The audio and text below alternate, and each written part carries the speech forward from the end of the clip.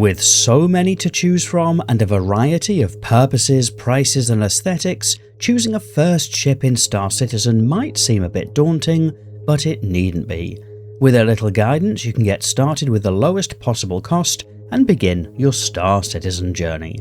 I'm Forrester, and this video will point you in the right direction of which starter ship might be a strong choice for you and how to get the best value for that choice. It'll cover off initial considerations, then take a brief look at the Aurora Mk II, Cutter, Avenger Titan, a brief word on the industrial options, and then the upgrade paths to maximize value. By the end, you should have the information you need to make your first choice of ship.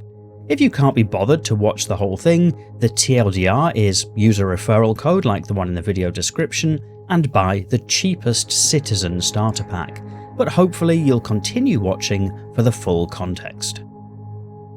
So, first up, all you're choosing is your very first starter ship at this point. You can and almost certainly will unlock other ships through playing the game, and potentially at no extra cost to you in real money. Most of the choices this video will run through will be reasonable choices in their own right, so as long as you're not spending any more than you're comfortable spending, you'll probably not go too far wrong. It's also worth adding that ship choice is a very personal decision. You may be drawn to certain ships over others based on how you want to play the game, and frankly what you like the look of. That's probably fine too. Whilst this video will cover off some of the more popular choices, there aren't many actually bad ships in the store. And secondly, when creating your Star Citizen account, or within 24 hours afterwards, be sure to use a referral code when doing so.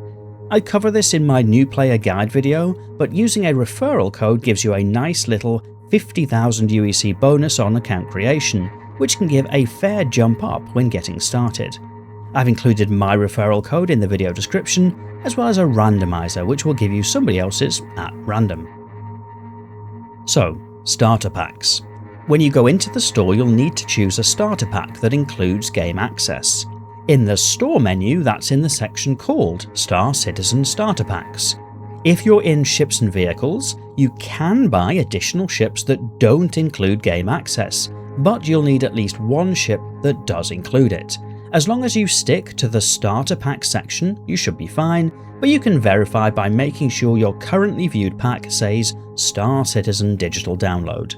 If viewing a standalone ship, it will usually warn you that it does not include game access, and you'll need one that does. So for this video we'll focus on the Citizen Starter Pack, the Generalist Starter Pack, and the Duelist Starter Pack, and only briefly mention the Salvager and Minor Starter Packs.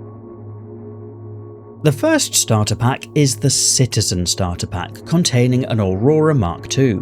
The main price is $60, but it's currently marked as discounted to $45. For now, that means that whatever ship you decide to go for, this is probably the best one to buy, because it includes a $15 discount. Then you can customize it with an upgrade later, but still save the $15. We'll get to that later in the video. The Aurora Mk II is a pretty cool little ship. I have a more full video review if you'd like to find out more about it, but basically it gives you a solid little platform to fly around and experience some of the different things to do in Star Citizen. The second starter pack is the Generalist Starter Pack with the Drake Cutter. The starter pack is $60, which is the same base price as the Aurora Mk II pack.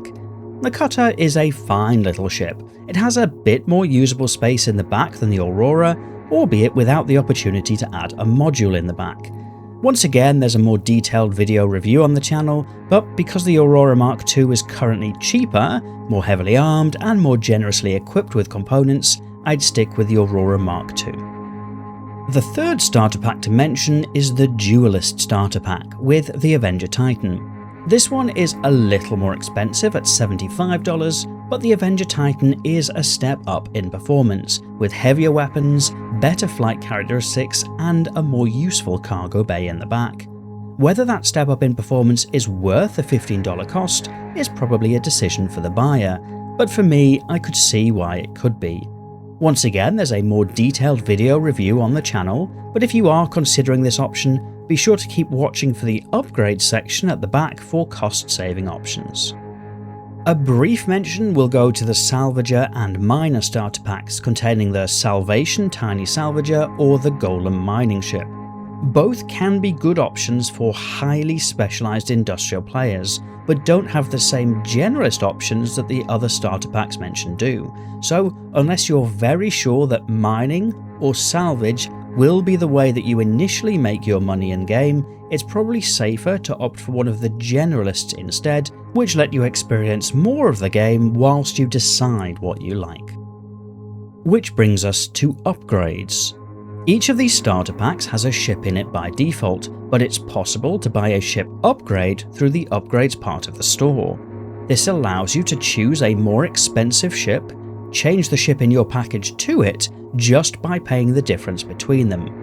It's for that reason that it's often better to buy the discounted starter packs like the Citizen starter pack at time of recording, because it's a way to be able to get the ship you want with a game package for less money. For example, the Duelist starter pack costs $75, but buying a discounted Citizen starter pack and upgrading to an Avenger Titan would cost $60, maintaining the discount. There are some minor differences between the packs, but the point stands.